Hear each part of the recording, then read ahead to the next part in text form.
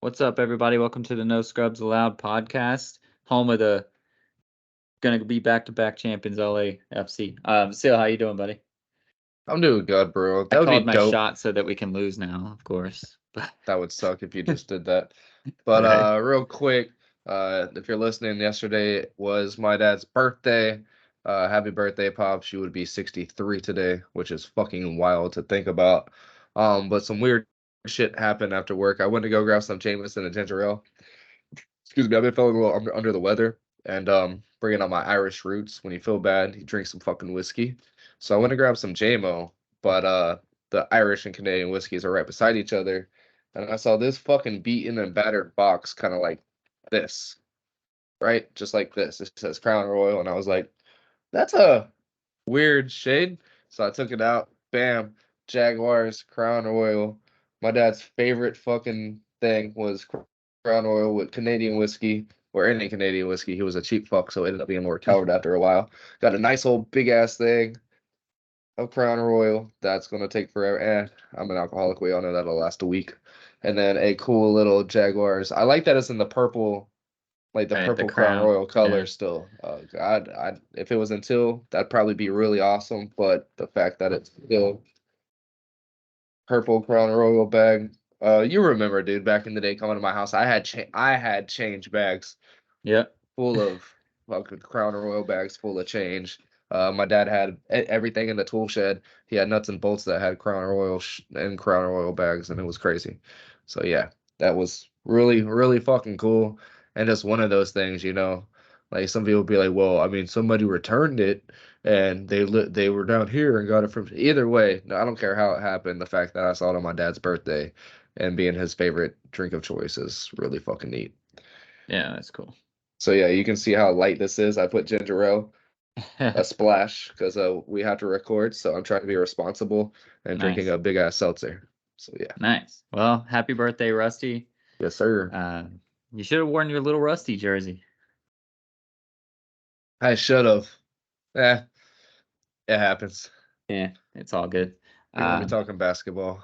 Yeah, that's pretty cool. So, before we get to basketball, I did want to shout out LA. We did beat Seattle, their first loss in almost a decade at in Seattle in the playoffs. It had been 17 straight home playoff matches that they had won. So we went in there, we scored one goal, and we said, "Fuck this shit." Did you watch the game at all? No, I was able to watch the clips. Yeah, so we scored one goal and we packed that shit in. We started stalling immediately, like at halftime. We came out late from the tunnel at halftime. We waited to kick off the ball. We took our time on everything. We're getting cards left and right for time wasting, but we don't care. We won the game. We won 1-0. It was so weird to watch an LAFC game that was Is time that wasting. That's not what we do, and so it's yeah, just is crazy. that is that do you think just because of the precedence of the match, or is that really y'all's MO to try to get ahead and not even really attack and push forward, just don't let them attack? Because that when I say I watched the clips, I watched it was a 7 minute clip of a 90-minute football match, which never happens. Most clips are between 13 and 18 minutes, and then you look in the comments and it's just obliterating the tactics of LAFC. Probably a lot of Seattle fans, but Yeah. Well, still any casual fan, that obliterating was a boring ass game for casual fans.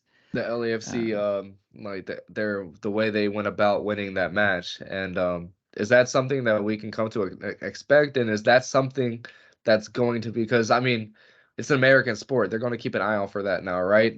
I feel like the owners at LAFC probably had to talk with the manager, the skipper, whatever the fuck he's called in soccer, and was like, yo, what the fuck was that, right? Like Dana got mad at fucking Izzy all the time for just stalling and shit like that. But so other than that, you got the dub, you're going on, you're excited, you said let's go LAFC, you're talking championships. Is this a formula to get it done, or was that just a one-off, hopefully? nah, that was a one-off. That was knowing who we were against, knowing our team. Chiellini is a great central defender, but he is old and slow, and I'm sure a lot of the highlights you saw was just him getting burnt by the forwards of Seattle, and then Crepo making like the best saves that he could make.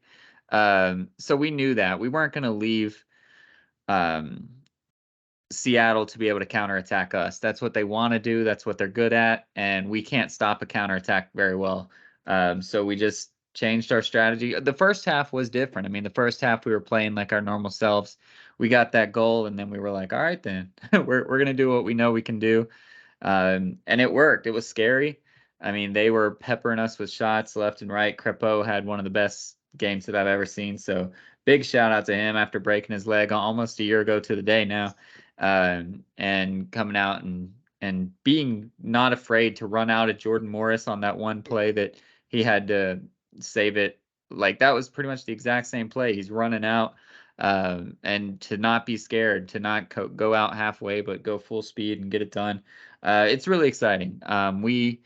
We have lost to Seattle both times we played them in the playoffs. So I think this was part of a just like we didn't want Seattle to be our kryptonite. So we had to go out there and we had to take care of business whichever way we could. But we're playing Houston next. Houston's a different Yeah. team. We're the favorites. Dynamo. We are going to have to go out there and dictate the pace and the run of play. So the game's going to look a lot different. It's going to be Houston trying to do those same things that we just did to Seattle. And that's just the way it is, man. When you're the underdog, you have to take every strategy advantage that you can to find a way to win.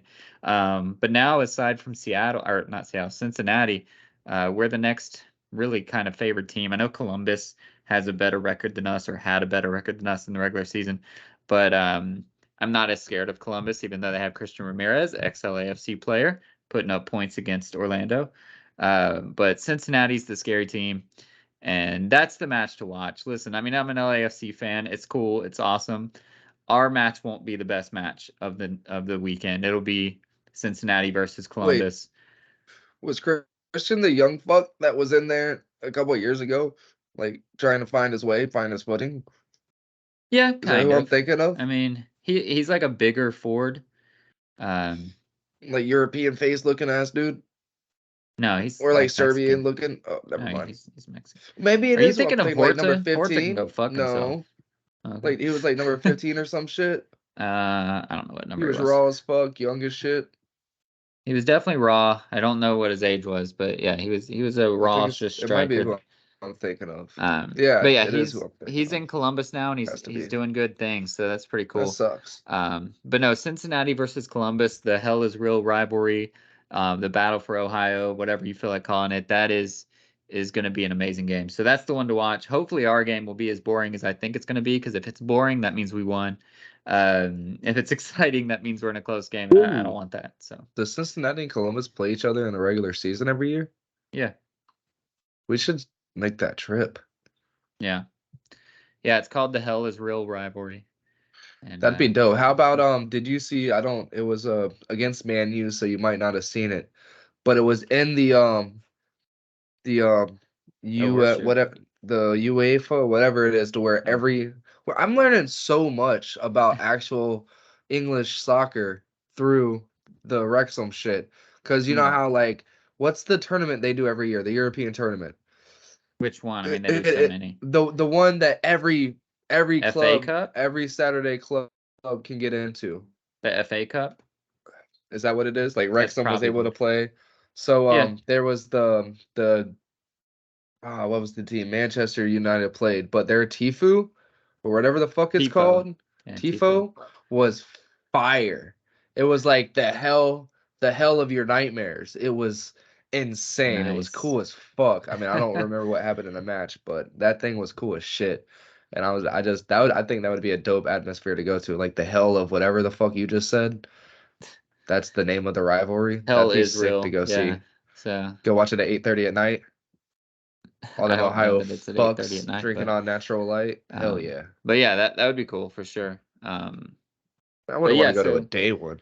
we're in the final four though, so that's pretty cool. I put money on them to win last year, so I won that, and I couldn't go to Vegas this year to cash it in, so I gave it to my buddy when he went to Vegas, and just told him roll it right into another one. Run it back, So baby. if LAFC wins this year, I will have turned $5 into $125, which is awesome.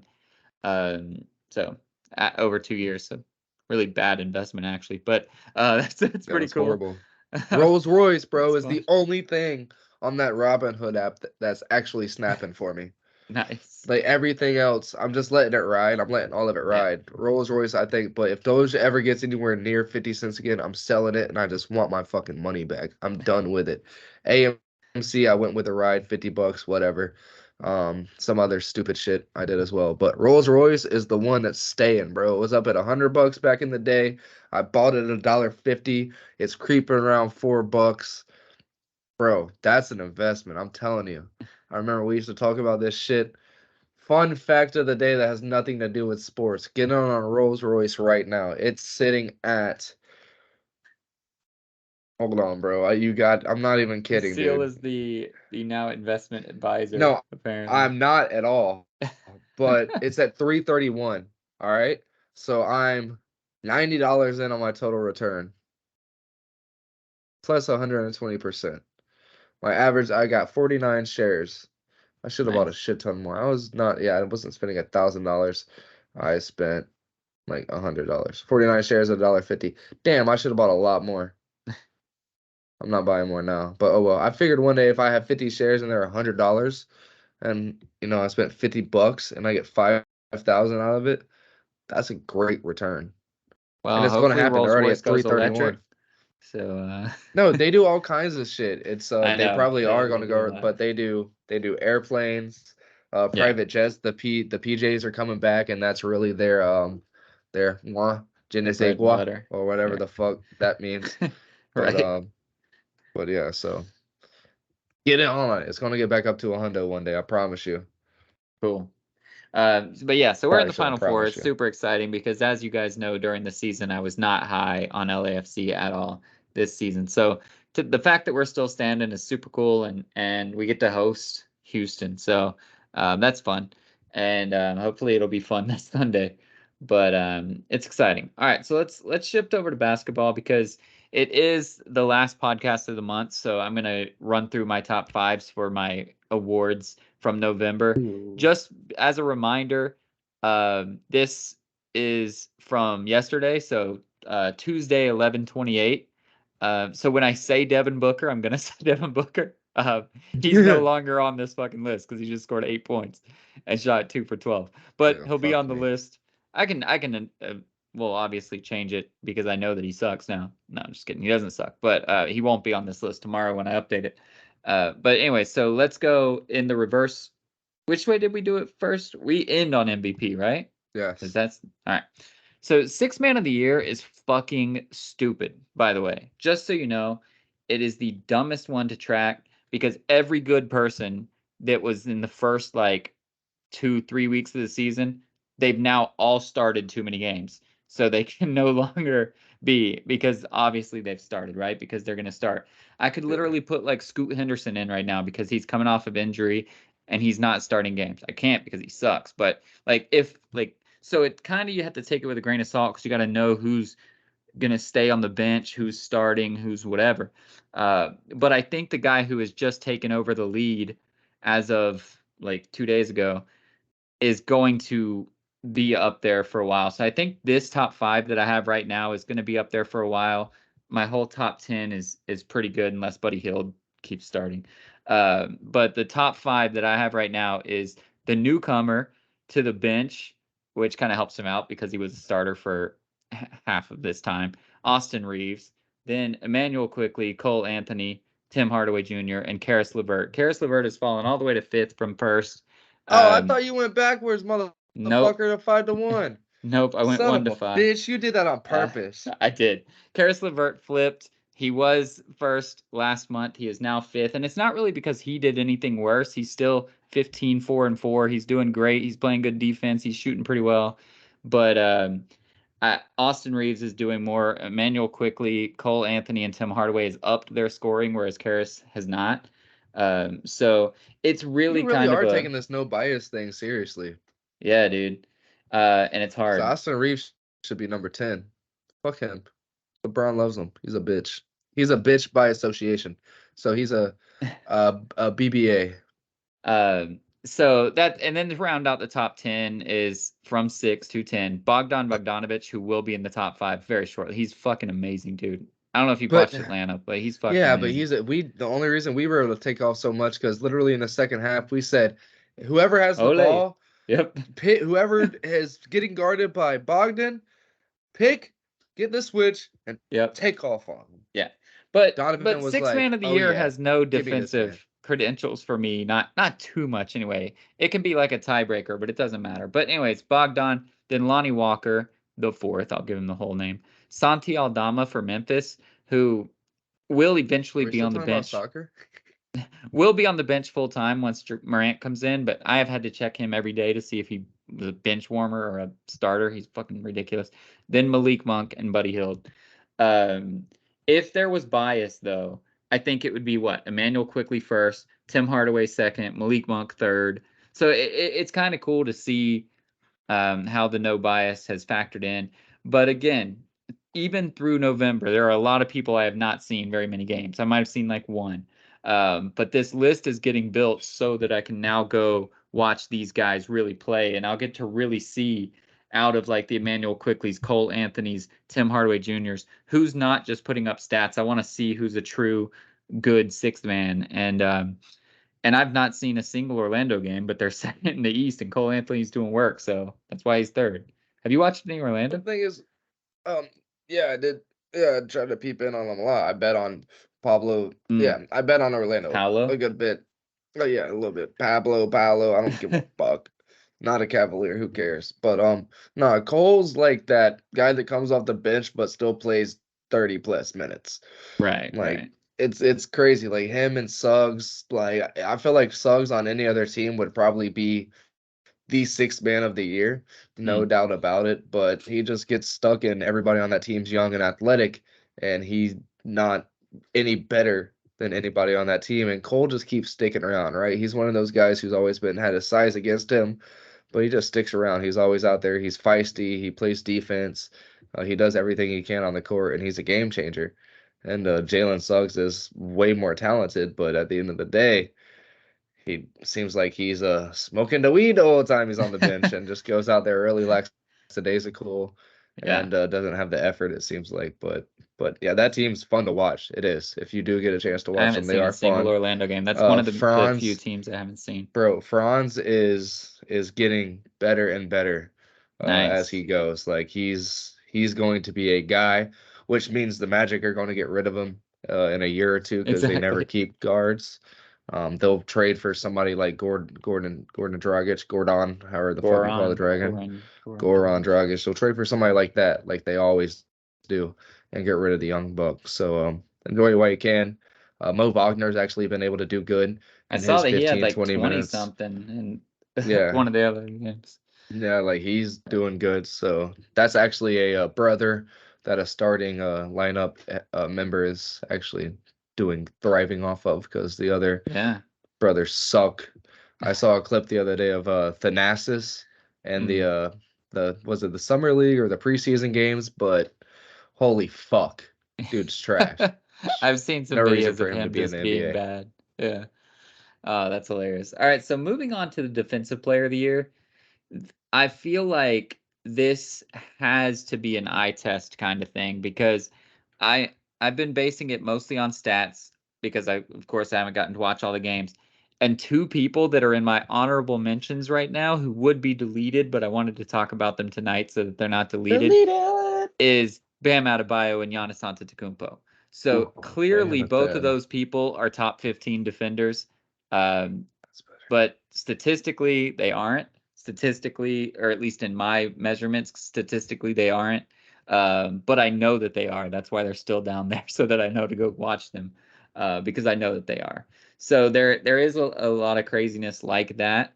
But the top five, I'll go in reverse order now that Cleveland's not part of it anymore. Boo! From Fucking five to Knicks, bro. from 5 to 1.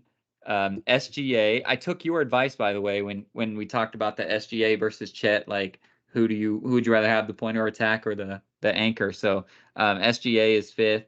Herb Jones, Brooke Lopez, Victor Wembanyama, and Anthony Davis. So Anthony Davis is the leader, and he's got to be the leader. I think Vegas would at least agree with me on that one. So when he's switched on, dude, you can't score on him. You absolutely Yeah. can't score on him. I It's like it, and it ridiculous. seems like his mindset now, and LeBron's kind of pushed it into him, and that may be a whole thing. Damar Hamlin, because he's not a coach, right? Like we can all agree now, he's not a coach.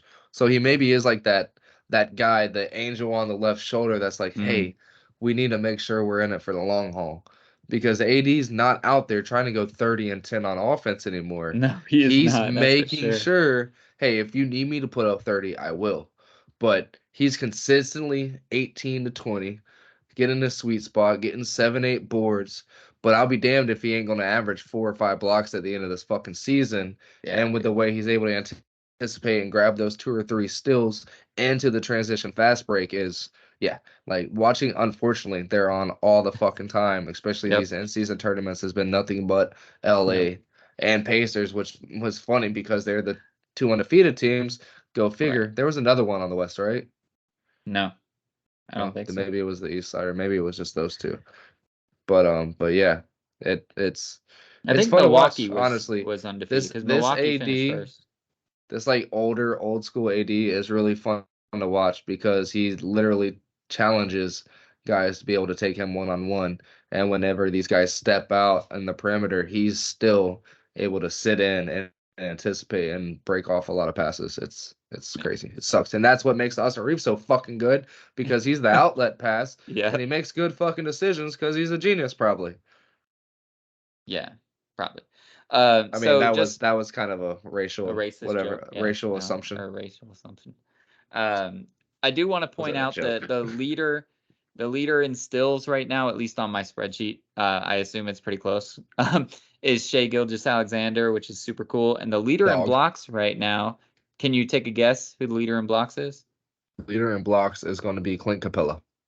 No, but he's doing really well. He is on my list. He's down at 15th. Nick Claxton from Brooklyn. That dude just Heyo. is always around. He just doesn't do anything else but block shots. So he's not super high, but um, he's there. But yeah, so Bam and Giannis will climb up at some point into the actual rankings once I start watching their games more. But um, I haven't watched a Heat game either, and I heard from my podcast that I listen to a lot that Bam is the question they asked today. It was, and it was kind of facetious, but also like, let's start this conversation. Was, is Bam better than Anthony Davis? And they all three, the three podcasters, all said no. Anthony Davis is still that dude when he switched on, but apparently Bam is doing some work down there in South Florida, so I'll have to tune into him too. Yeah, he has been. They were getting really nice, and we alluded to it at the beginning of the season. Like, it's crazy that the people around Jimmy and Bam, they are able to elevate and think they're so fucking good, but at the same time, these two aren't going to be able to go and get 20 and 10 and Right. whatever way they do it every single night and expect to be able to do something. And Bam's kind of taken a listening to our podcast, it seems like, and has really came to play this season. And yeah, he's doing his thing, he's doing work, and he's getting back to the bubble Bam that we saw and Nice. fell in love with. Good deal. All right, moving on to rookie of the year. Before I give my names and give all that, I know you've seen that your favorite Chet Holmgren has taken over the rookie of the year on a lot of these medias, on Yeah. ESPN, on Uh-huh. NBA.com, blah blah blah. Um, Lana Bates. we talked about, hold on, I'm actually about to get there. We talked about that last week, the Chet versus Wemby, where do we take team success or do we take stats? Clearly the media has taken their approach. I will take my approach when I say my names. But what I did want to say, you've been talking about Imani Bates for a while, but he's still not doing much. There is a No, rookie on your fucking team doing work, Craig and that Porter is Jr. Craig Porter Jr., and Yeah. he's on my list. So why Heyo. don't you ever talk about him? You always talk about Imani Bates. Because it sucks. We are very comfortable in the fact that we have Dean Wade to be able to back up Jared Allen and Evan Mobley and do all that shit. Tristan Thompson is another reason for that as well, which I'm fine with. But Right. but yeah, we don't have too many guards in rotation with Ricky Rubio doing his mental uh awareness. I'm not gonna make fun. the I didn't retreat mean or to. whatever. Yeah, mental. Yeah, Taking care of his mind and his yeah, family and all that shit. His personal, which I'm fine with. But that's why Craig Porter Jr. is able to come out and play a lot and stay because he was a two-way contract at first. yeah. Him, Amani, and the other dude. Fuck, I forget his And name. he'll probably get put back on 2A, right? If Rookie decides to come back in. Yeah, if Ruby decides to Yeah. come back, then yeah, he'll be back down. But the fact that he's able to take this second unit and do what he's doing and play, and I think he's averaging like 26 minutes a game right now, which is crazy. But yeah, I'm excited for what he's able to do, and I'm also excited if Ruby's able to come back because hopefully that would open up for time for money. But even then, I told you last week, I texted you, I was pissed off because I saw money coming in garbage time, and I'm like, he was Yeah. there. He's not even fucking down in the G League right now. Like He he's had like there. 3 minutes of just Like nothing. he's there playing, and D Uh, Wade's just getting fucking Dean Wade, not D yeah, don't Wade. It's call him just D getting Wade. it's just getting ran on. So I don't know if there's something in practice to where he is a toothpick. He's literally this fucking big Yeah. while running around, and that is a fact. You got to be big in this league, but hopefully that's it. And they're just trying to get his weight up, get his mass a little more than it is. But you can't argue. I'm going to repeat it forever. He was the number one kid coming out of high school and made Right. bad decisions Right. and couldn't get back in basketball shape before the draft. And we ended up getting the steal of the draft. Hopefully, in like 5, 6 years, he will be the guy All right. Well, we to can be able to revisit put him, bro. Him and in the Evan 10-year Mobley. cut or Oh whatever. baby, Jared Allen, who's only 25 years old. Yeah, in 5 years. Yeah, All right. let me get I'm another fucking still chip. obviously be hearing more about that anytime he plays. But from 5 to 1, I have 5 Brandon Miller, Asar Like it. Thompson, Keontae George, who the fucking guy on NBA.com does not like him. I don't know why. I keep looking, and maybe it's because he's not scoring double digits. He's at 9.9 points a game, so you could put Jordan Hawkins over him, which a lot of the people do right now that I've been seeing. But I've watched Keontae George play, and this dude is fucking good. But anyways, number 2, I have Chet Holmgren, and number 1, I have Victor. Listen, it's Rookie of the Year. It's not MVP. It's not any of these things. I watch both of them play, and I go, Victor Wembanyama is a better basketball player. He's gonna do more. He's doing more. He's obviously he's still growing. The team is growing around him, so it looks kind of shitty. But when he decides to take over in the fourth quarter, or when he goes on those stretches that are just Wemby stretches, he's better than Chet. And so I have him as the Rookie of the Year right now. Obviously, it's going to be a long season, and we'll see what happens. But I still have him over Chet. Yeah, me too. Absolutely. It is going to be a long season, but it's going to come down to like who's going to be able to produce better on all ends, I think, this year more than anything, because these guys are over 7 feet tall. It Yeah. doesn't, yeah. Wemby's obviously going to have more points, I think, than Chet is. Chet's probably going to have a little bit more blocks than Wemby is, just because of the way everything's set up on their teams. But who's the overall better fucking Right. tree on the court?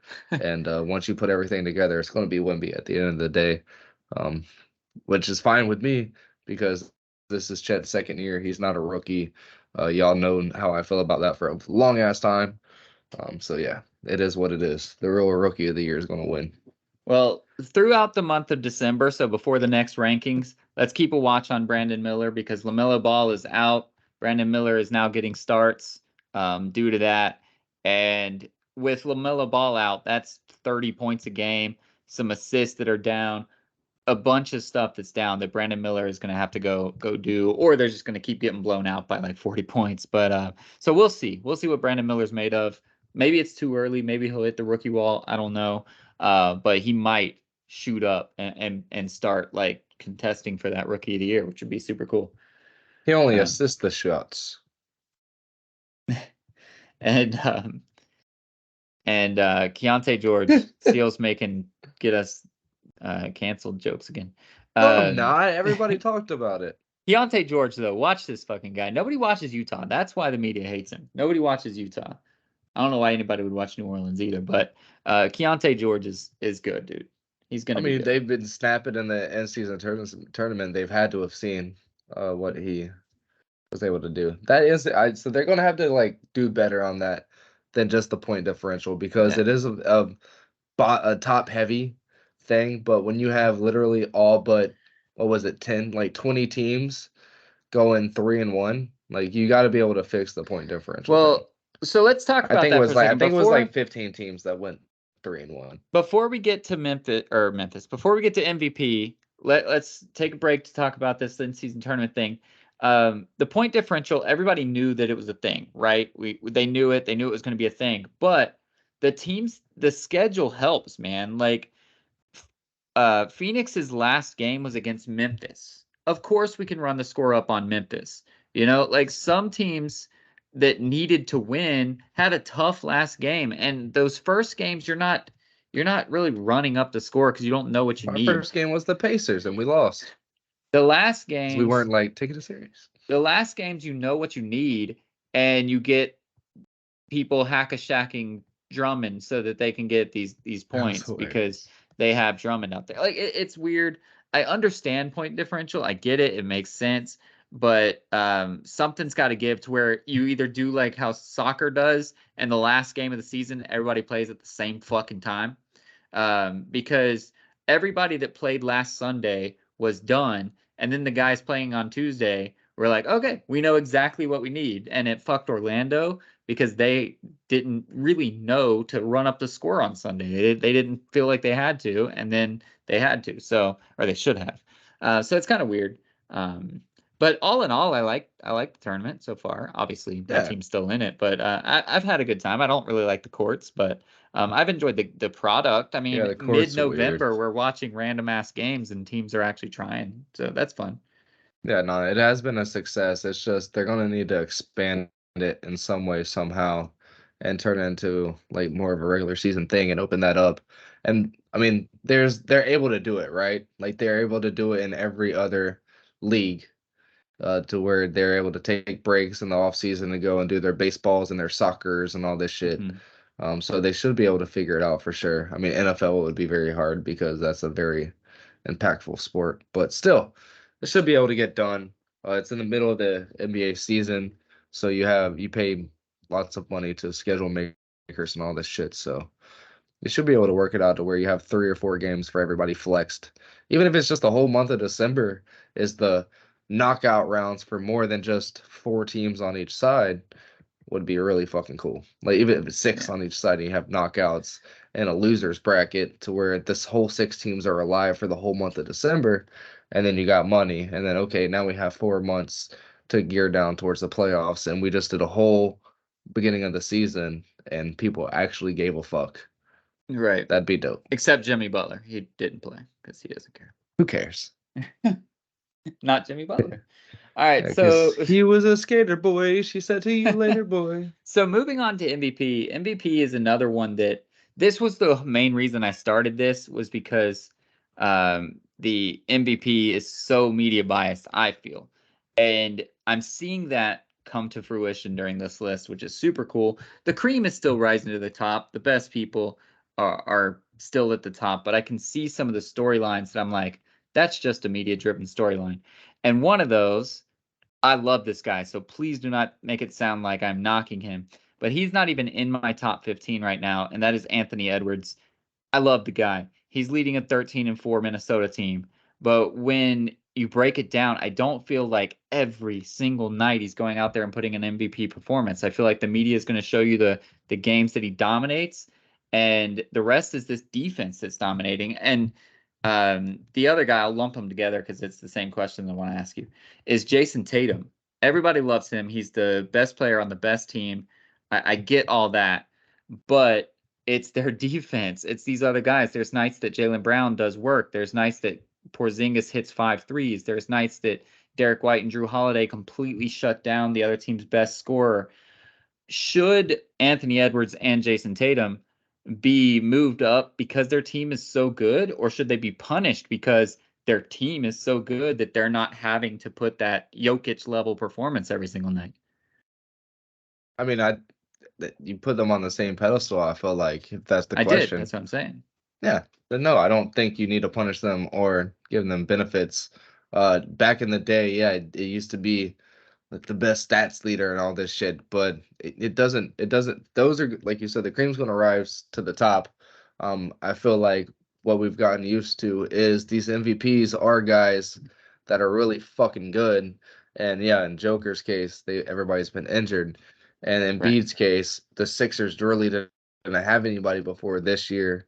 And they got Maxey is a guy. Tobias is trying to be a guy. Last year they tried to get James to fit in. We all know where he is now on the other side of the fucking continent. Right.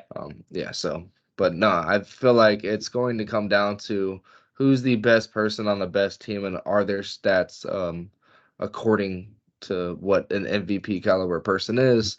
And I think compared to these two, Jason Tatum's going to be the answer to that question Right. at the end of the season. And It, for it what it's sucks. worth, I love Ant to death, but he's probably a year or two away from where he needs to be, and luckily for him, I don't think they're gonna abandon. We talked about this a couple weeks mm, ago. I don't think they're gonna abandon the Twin Towers because it's finally starting. I don't know what the chokehold did, but it's finally starting to pay off this last week, these last 5-6 games, yeah. and it's looking good. So I don't think Ant's worried about it. I think Jason Tatum and that whole Boston fan base would be more worried about him losing the MVP than the Timberwolves fan base in Minnesota. Mm, But yeah, I think you got to give the nod to Tatum right now, just because even if Kristaps doesn't show up, which is more likely to happen than Towns not show up, Tatum's gonna be there. If Brown's gonna show up, if fucking Rudy doesn't show up, he's gonna be fine. mm. So I think even though Boston has way more athletic ability and talent on that team as a whole, Jason Tatum as an MVP candidate is just far and better on both sides of the Right. ball right now than Anthony.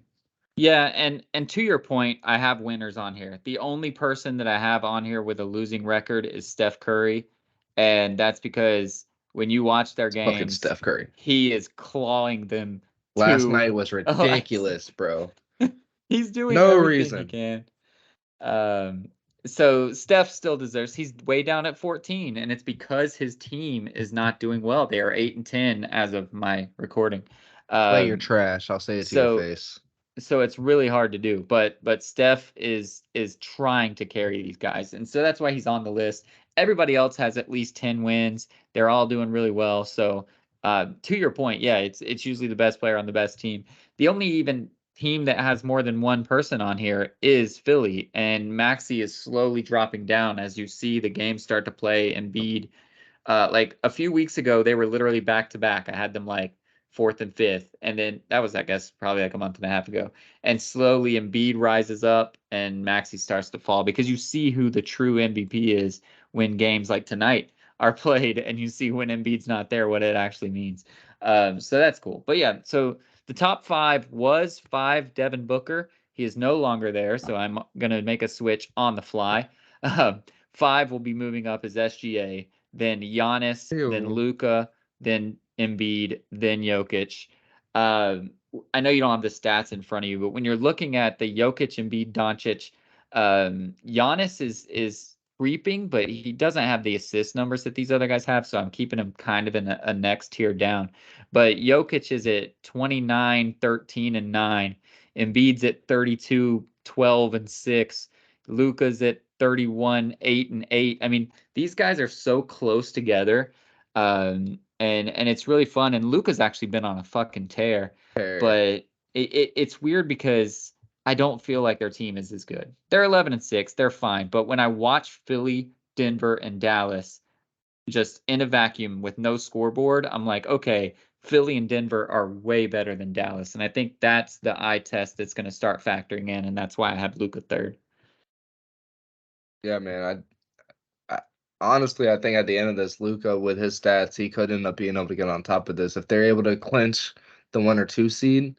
Hmm. Um, and he's the reason. I mean, Kyrie's Kyrie, but like Jamal is going to end up being a pivotal reason Hmm. they get into this. We're seeing now that Jokic is wanting to take a little bit more time off, and he's starting to not want to play 82 games a year.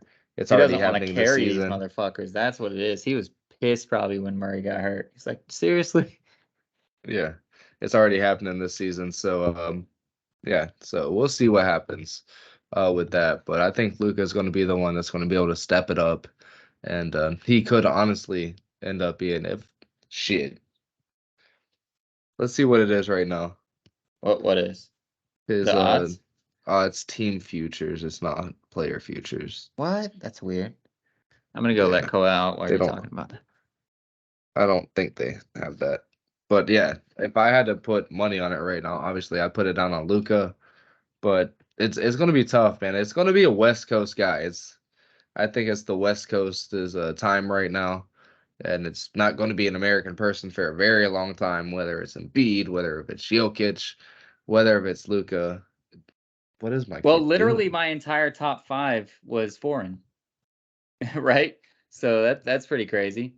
Because I That's what have I'm saying. Jokic, It's gonna Embiid, be Doncic, Giannis, and Shea, and they're yeah, all they're all foreign. That's yeah, it's gonna crazy. be a while, but I think it's gonna be a while also before the East is able to get an MVP again. Like it's Mm. going to take a lot, and that's how it used to be. I mean, like it took a long time before the East was even able to win an All-Star game again. So, well, it's going to trend. History always repeats itself. So we're about to find our way back into it, and yeah, we're seeing that end this stupid tournament. Like anybody in the East could win right now. The fucking Knicks got the wild card in the Yeah, East. That's obnoxious. because of some crazy point differential bullshit. See, so yeah, so that's my quote unquote unbiased list for the time being. Obviously, I have some bias. That's probably why Devin Booker was at 5th in the first place. But his stats bore out. It's not He'll like find his I was way, completely or biased. maybe even KD could step in and just start splurging. Yeah, I mean, KD still dropped 30 tonight because Booker was sucking. So, I'm glad I um, remembered. I had a dream that Bradley Beal finally made his appearance again. He doesn't play again for the regular season. He makes his appearance in Game 4 of the finals. He scores 30 points, and y'all got the sweep. all right. I mean, I'll take that if that's the way it would have to happen. But um, so this was the unbiased perspective of Travis. But I want to talk to you a little bit about bias. Um, if it's coming down just like this, and these stats are what they are pretty similarly all throughout the thing, and it's Jokic, Embiid, we'll say Doncic and Giannis, the normal things. How much is the fact that Embiid petitioned so hard last year, got the MVP, and then shit the bed in the playoffs? How much do you think that'll factor into voters go, he probably didn't deserve it last year. Jokic did. I'm not giving it to him this year. It can't. It's not a. It's not. It's a regular season award. I know, but how much do It's you not think it allowed. will? It will. Allowed is It one shouldn't, thing. but it will. It will. And honestly, literally what Jokic had over him last year was what he was able to do and how long he was able to do it. I think Jokic might have had the most minutes played amongst anybody in the NBA since the 90s last season. Like the motherfucker played so much. He had cuts. He looked like an NFL player. He He had gets cuts cut from all the fucking, time, though. but it's not even, I don't even think he gets cut all the time. I think it's just cuts from 10 weeks ago. Like, it's just the way he plays. He's always playing. He's never able to, like, get healthy. And even his skin, isn't it? Which is the fastest fucking getting regenerated thing in the world. And it's not even able to get healthy because he's playing so much. He's always in contact with something. He's always putting his fucking body through the grind. It doesn't get that relaxing stage, which I think he was so pissed off about the fucking like, wait, I have to do a fucking parade. I can't just go home and Right. chill. Like, you see this? This is from fucking February, bro. This is June now. So But he said he yeah. enjoyed the parade, so he was happy that he went to the Oh yeah, parade. he's like, I'm fucking stupid or whatever he said. I love Our the fucking parade. so so that's fun. We'll talk about the in-season tournament next week when it's going, or like when the real ones are going. But I'm excited to get the Lakers back again, bro. I'm ready. I hope Fuck the Booker snaps out Lakers. of it. He's got a couple more games. He gets another Memphis game to reset himself before the Lakers game, so that'll be good. Ooh, I just Um, thought of a cool shirt. So I know you probably haven't seen the Burt Kreischer movie yet, and you don't care about him, but he's like, it's fuck on that. Netflix, right? Yeah, fuck that Yep. bitch. This is Russia. Is in his little whole machine thing. I've You should heard the get a Machine story. I've just never watched the yeah. movie yet. You should get a fuck that bitch. This is Phoenix. Shirt. That'd be dope. um, what was I gonna say before I moved on? Oh, Do you know, because we should know, but we don't, or I don't, how you guys, all the other non-8 that are in the playoffs now, how they decide who their other 2 regular season games are? Nope. I talked to you about this last week, and I'm still confused. I have no idea. Because our game now against the Lakers counts as a regular season game. And then if we win, whoever we play after that counts as a regular season game. So, like, obviously, you guys are going to have to play people. Obviously, like, all these other teams that didn't make it are going to have to play people. So, and now we're facing fucking a harder team, quote unquote, because we made it through the playoffs. You might get to play Charlotte or something for your next game. And we got to fucking play the Lakers a 5th time. I don't get it. I don't get it. I don't get it at all. I don't understand. I don't like it though. Even though I think we'll beat the Lakers, I don't like it. I mean, yeah, I didn't even think about that when we talked about it last week. I was wondering, like, we were both wondering how that's going to work if they had it kind of set and we knew they didn't. So what's going to happen? Are they going to put it in like before the All-Star break? Is that something that's going to go on at the end of the season? How does that work? We'll find out, I guess. And Adam Silver must have a plan, or else it wouldn't be going on. Maybe everybody. So we play the Lakers Tuesday, right? Monday or Tuesday. Maybe everybody had just an open day that day. And the schedule makers are just gonna throw some other shit in there. Be like, all Just right, like Tuesday you slot play random these ass people. games in. Yeah. Like, all right, you guys play these people now. Or something. I don't know. It's I mean, weird it's though. obviously the same amount of people off that Right. aren't in the tournament. So yeah, they got some kind of idea. That'll be cool too to let them know, like, hey, you got a 48-hour notice to your next opponent Right, but that like, you're playing next week. That's but cool. our game is a division game. Is it going to count as a division game? Like when there's a tiebreaker, if us and the Golden State Warriors are 100% tied, we're going to have one more division game than them because we played the Lakers and they didn't. Like it's so weird. That is weird. So I don't get it. I really don't understand all those nuances. But maybe we'll learn. It's the first year. We'll figure it out. Yeah. But let's move on to the NFL because I can officially, finally, I've wavered back and forth Football. all season. I can officially say the Bucks are dead. It's exciting. The Colts ended us because Baker kept getting hurt and couldn't get his head out of his ass.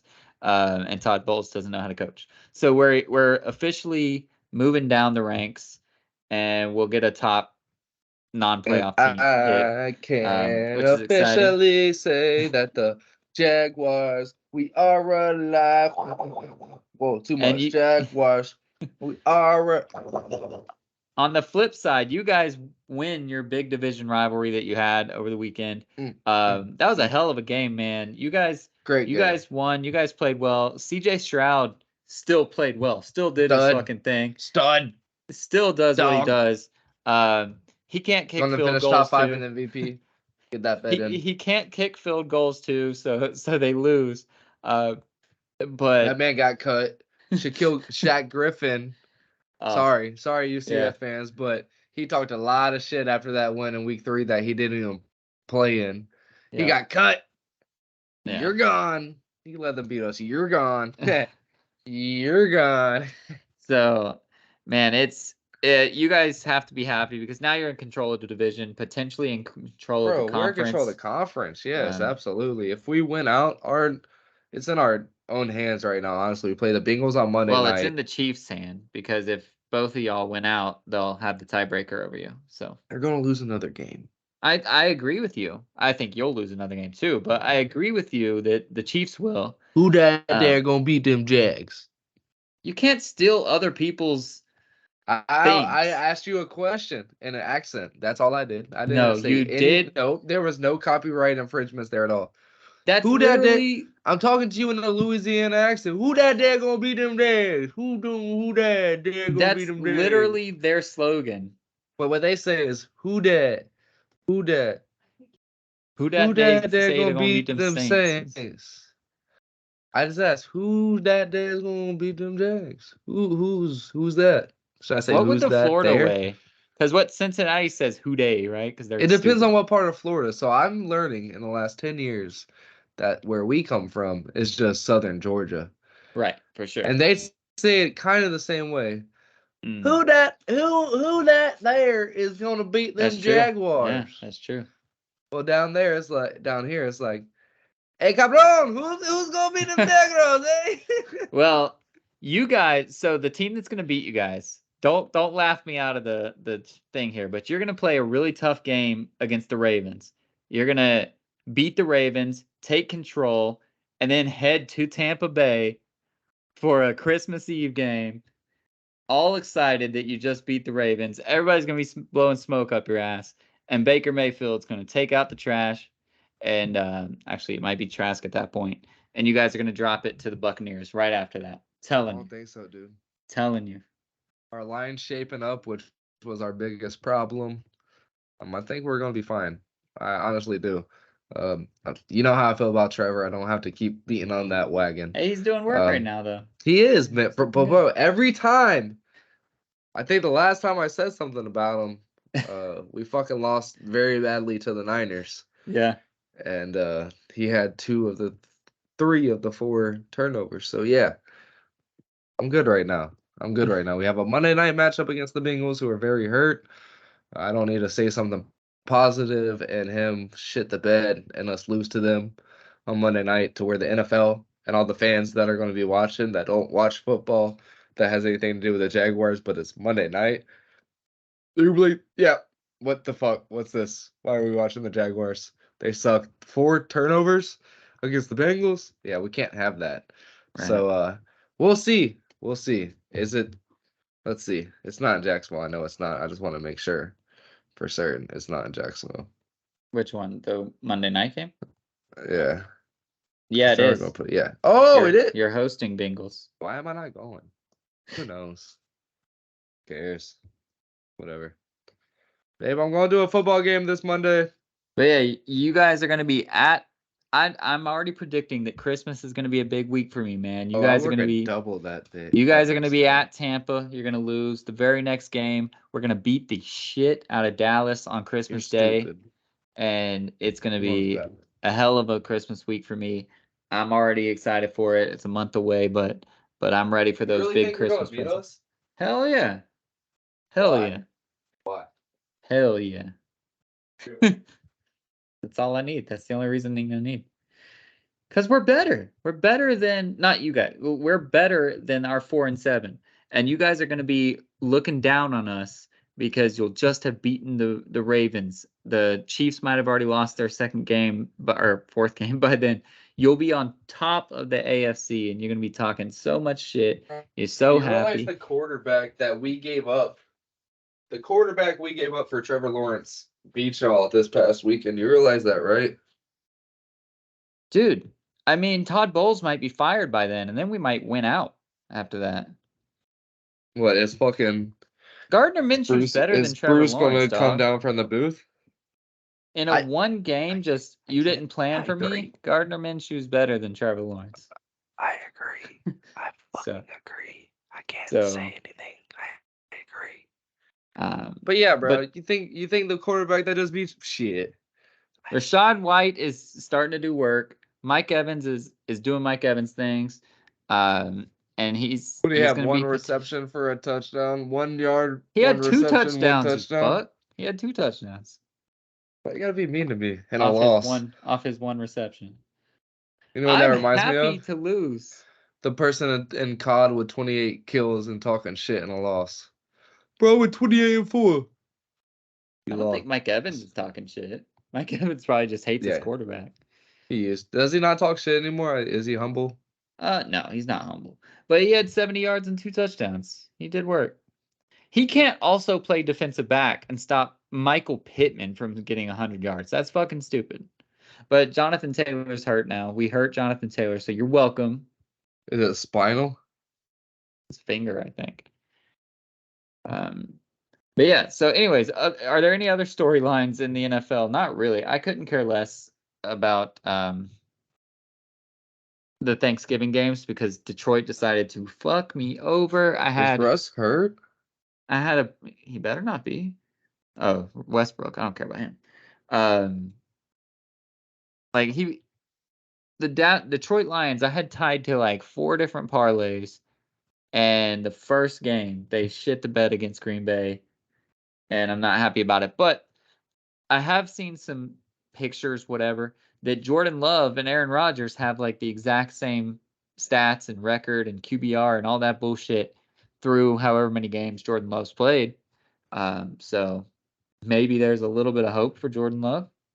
I think so. I think he'll be fine. Yeah, I watched him play, obviously on Thanksgiving. I don't think he's that bad. He's not great, but there's worse quarterbacks that are starting, like in Tampa Bay. So, so whatever. I agree. And then I was going to say one more thing. Oh, about Aaron Rodgers. I know nobody gives two shits about Aaron Rodgers, but they opened up his window to practice now soon. Do you really think so here's the conventional wisdom, right? Is he tore his Achilles. Do you think he would actually be able to make it back by mid-December if he truly tore his Achilles? Do you think it was misdiagnosed? Do you think they were just wrong? Or do you think he's some superhuman, the mushrooms are doing work, and he's just back? And now the Achilles only takes 4 months to heal or whatever the fuck. All right. So today he went into the 3 weeks, right? Yeah. So it was September what? The first day of the season, so whatever that Google is. it. You Google it, and I'll do the math. I'm literally right here on NFL.com. I can find it in 2 So seconds. November 29th. Except that I just went to the Packers, not the Jets. So 29, 31, that's 60 days. And then September is 90 days. So 90 days from today, if it was in August 31st. And he has 3 weeks to go. So like in 4 months you can come. It was September 11th. Ooh, that's creepy. So 90 minus 1, 2, 3, 4, 5, 6, 7, 8, 9, 10. You had to 80. count out 1 to 11, bro. I had to count the days, yeah. So 80 days ago. Ooh. Plus 21, 101 days. So 4 months, Yo, essentially. that used to take 400 days. Do you think it's truly like have we seen images? Was his Achilles pulled off the fucking bone to where they had to do the same thing? Ooh, look at what I just got off my eyeball. How do I can't see it. you I can't see anything. Nothing. Oh, a hair? I saw yeah, it was huge. How do you like create that pop that everybody saw? I don't know. I just know that So do you Achilles think typically that you was like a can't. calf tear? Do you think like that could Maybe have that's what I'm potentially been like a saying. Yeah, calf like tear it could have been something else. I don't know. and they're just Either going with that or Achilles? he's not actually gonna fucking play in 3 weeks. Maybe that's the case. Well, he Maybe said the only way he wants to play is if they're in contention. He doesn't exactly. want to play Exactly. So maybe the non-important Jets are football. just gonna lose a couple games and they'll sit him and just be like, well, he could have played, but we don't need him to. But the problem is the Jets are like not eliminated. Yeah, they're 4-7, but that 7 seed in the fucking AFC is gonna be somebody shitty. Dude, they're playing the Falcons. They can beat the Falcons. They're playing the Texans. That's gonna be tough, but they could beat the Texans. The Dolphins, eh, eh. I mean, the Dolphins beat up Yeah. on shitty teams. They lose to good teams. So who knows what's gonna happen? The Manders, they could totally beat The them. Manders, I like And that. and so like it might be meaningful games. I don't think he's gonna come back. I'm putting my camp down or flag down that he's not coming back this year. If it was really an Achilles tear, he's not coming back. I mean, he shouldn't be able to, right? Hey, he's on some But weird shit though. everything he said, yeah, everything he says on the McAfee show, it's like he's a lot of people back in the day, they just kind of rested it, they let it heal. He's kind of been going against the grain, Well, like how kind long of did it take Kobe to come back? Because he worked and came back, but it was still a year, right? yeah. Because he came I back think it was the next faster, I think it was the next season, right? but he hurt it like one of the It was last like games of the season, Christmas. right? No, Oh, it was like Christmas. He it was like tore both Christmas or Achilles, something. so I don't know. Shot the free throws. Right. I gotta beat myself. I'm about to fart my ass off. fart your ass off. Is that what you just said? Yeah, my ass is gone now. No, that sucks, bro. All Oh, right, let's y'all look at the didn't hear it? timeline of Kobe's return. All right, where? This is not a fucking timeline. It was April 12th, game 80. I was right, bitch. Yeah, look at you. Near the end of the season. And he came back when? I don't know. I was too busy being right. Hold on. You're So stupid. April 13th, he had the surgery. And I think he was able for opening day, wasn't he? So, or close. Media day, blah, blah, blah. When did he actually fucking play? Why is this a goddamn... Finally, some positive news. So he came back to practice in November, on November 16th. May, June, July, August, September, October, November. 7 months. So 7 months, and that was fast. That was everybody going like, "Oh shit!" Like he was super fast. And that's So 7 3 months. months. 3 months faster for 4 3.5 months faster. months. He'll be back in 3 months. It's 80 days ago. And he's already throwing his shit. Like he's already doing shit that you shouldn't be doing. Damn. It could have been a calf. We'll see. I don't know. I don't want to besmirch him. He's a smart guy. I'm sure he went to a lot of really smart doctors. But what and he got said shit, was but like where I was going with it is like a lot of people they like kind of go to physical therapy and they like rest it. That's always been the thing. Like go to surgery and rest. Like just let right. it heal. He's been like he doesn't want to stress it. He wants to do something, strengthen it or something, or not strengthen it, stretch it, not stress it. So that's been like their whole thing is getting the Yeah. mobility going because that's your whole Because after you Achilles. rest, yeah, you have to get your mobility back, and Yeah, that's that's your the whole Achilles is like your mobility in your foot and learning how to walk and shit. So he's been wanting to stretch it out and not stress it. That's his whole shoe and all that stuff. And he's an active guy. He's a guy that always is going and knows what he's doing. So yeah, I can believe it. If it is his Achilles, I can definitely believe it. But I can also believe he's in New York and they were like, yo, take this calf string and take that fucking Achilles injury and take it through. Come But back because if they okay, only so need 3 wins to the wild card, he can pop that off no problem. so let's assume, for the sake of argument, that it was an Achilles tear. It was. He did it. He's going to come back. He plays in mid-December. Does that become the standard, or are they still going to say, "Hey, 9 months to a year. That's what it takes. Like, don't As try to if do he anything wants it crazy." to, and that's all on. Like he reached out to people. He's talked about it. He's was able Yeah. to reach out to people and figure out what they were able to do. He immediately looked into what Kobe did. Talked right when it happened. He said he went to the locker room and called Kobe's doctor and asked him if he would be available and when he would. He got it done the next day.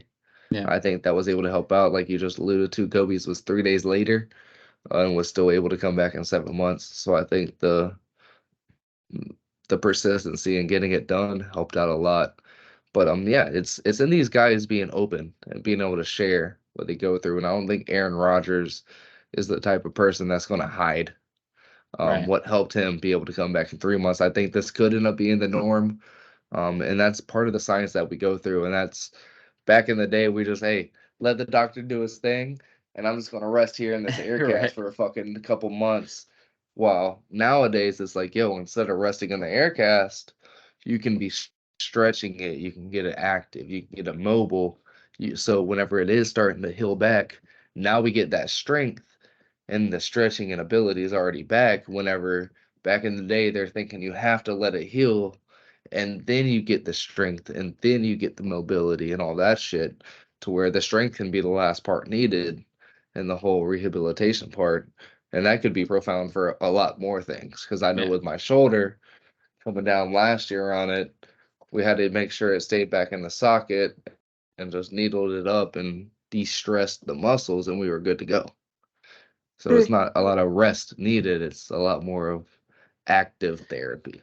Well, shout out to doctors, shout out to modern science, shout out to just the fucking leaps and bounds that we've made, regardless of whether it was a full Achilles tear or whatever, man. I'm not trying to judge anybody, but shout out to all that shit for being able to have him at least out there throwing in practice, which is fucking crazy. So that's awesome. Anything else before we get out of here?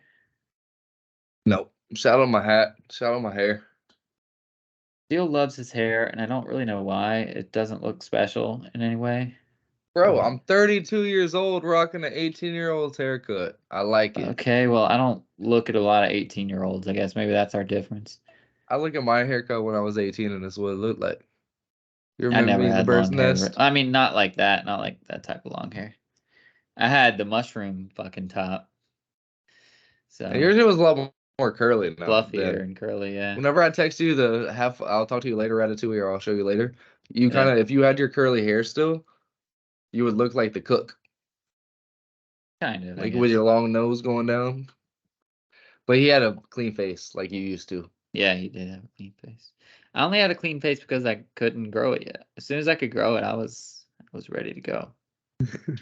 Oh, well, what do you real quick, because I don't know shit about it. I just want to mention it because I heard it and it needs to be on the podcast about Mark Cuban selling Dallas or whatever the fuck he did. Yes. So what happened? So he still has a controlling stake, right? He's 63 to 65. He does not own the controlling stake anymore. It is the majority stake. He is having I don't know the actual percentage that he's keeping. When I hear that he's selling the majority stake, that means he still has something. But he is having a written agreement in the contract with the lady, the heir to the whatever fucking betting thing, the Sauce, Sands, fucking betting shit, casino shit, that he's going to be able to still do the basketball ops and be the president of basketball. Gotcha. So he's still going to be able to play with the toy like he's been able to since he bought it in 2000, and he bought it for like 235 million. It was like 400 million or something, but yeah, still like 240 million, selling it for 3.4 billion, for majority share. Yeah, and still gets to keep some. So it's not all of his shares. He's still going to have shares. He's still going to make money off of this fucking team, but he's essentially retiring and still able to play with the toy. He's done with Shark Tank. It seems like he's done with the investment game. He's done trying to make money and advance shit. He's going to leave everything to somebody else. But at the same time, he's going to play with his toy that he's nurtured. We all know what happened in 2010. With the Heatles and all that stuff, and that was his baby. That was what he brought to the table, and I don't think he's going to go anywhere until Dallas is back, right? That he's kind of brought the baby back. He got Luka there. He's got Kyrie. He's got these guys kind of in fighting chance of owning the West this year and the next couple years if they're able to find the pieces. And yeah, I don't think he's going to go anywhere until he's able. His wife might have a say in it, but he's not going anywhere until they're able to get back to the finals, I don't think, and actually win it. Well, that's cool. I don't have anything against casinos at all, so it's kind of cool that assuming gambling becomes legal in Texas, which I don't know if it is or isn't, but they're gonna have a dope ass stadium. Apparently, like Oklahoma and like New Mexico, these states that have casinos, they like grease the Texas politicians' pockets to not like allow casinos and shit in Texas. But now that she's moving in and owning the Mavericks, there's this the radio ESPN, shout out ESPN West Palm Beach. It might have been one of the things that they always bring in because they don't have a local radio station at that time slot. I'm like, I told you to listen to us and you couldn't hear me on the radio that one time because it was some other radio station on ESPN West Palm. But so yeah, he was saying how that her ownership is like the first step into Texas getting casinos in that state and getting the sports betting and all the stuff. And then that arena is going to be they do deserve. The guy said within the next 10 years, you're going to see a casino on the other side of the practice facility that's going to end up joining into the arena. That would be cool. For the next decade. That'd be dope. That would be cool. All right, so what do we want to shout out on our way out of here? I don't have anything sports related. Shout out time. Embrace time. Yeah, embrace time. You said a decade from now we're going to have a sports betting facility over there. 2 decades ago, Tupac was still alive. Like it was 2000. Yeah, Well, no. Tupac was not alive. It was 2003. So 3 decades ago, Tupac was still alive in 1993. 2 decades ago, a lot of people were still alive that weren't here. A decade Right. ago, COVID wasn't even a thing. You were getting out of college. Like I was I was out finally of getting my college already. footprints here. Yeah, you were getting out of college. I was getting my footprints here, like 2013. That was 2023. A decade from now, Texas will have casinos, which is going to be crazy because that's not the old whites. We all know about that. So it's crazy. So just embrace time and enjoy life. And we always talk about doing better and finding hope and finding inspiration. But no, just enjoy the time we have on this earth. You get one lap around the earth. You get many laps around the sun if you're lucky, but you got one lap on this earth. So just enjoy it. Make it worthwhile. Do what you can to be happy. It's not always going to work out. It's not always going to be bright, but even in the dark times, you can find happiness. And as always, be a stud, not a scrub. I'm tired as fuck.